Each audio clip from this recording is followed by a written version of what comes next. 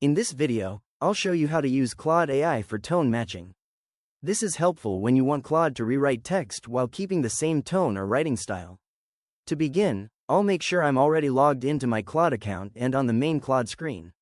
Next, I'll click inside the message box in the center of the screen, where Claude asks, "How can I help you?" Now I'll paste or type the text that I want Claude to analyze.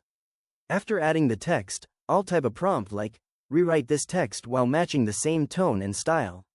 Then I'll click the send button. Claude will analyze the tone of the original text and generate a rewritten version that keeps the same tone and style. If I want a specific tone, I can also mention it in the prompt. For example, I might type, "Rewrite this text in a friendly tone," or "Match a professional tone." Once Claude generates the rewritten version, I can copy the text and use it in my document, email, or content. And that's it. I've successfully used Claude AI for tone matching. If you found this tutorial helpful, please consider liking the video and subscribing for more quick AI tutorials and guides.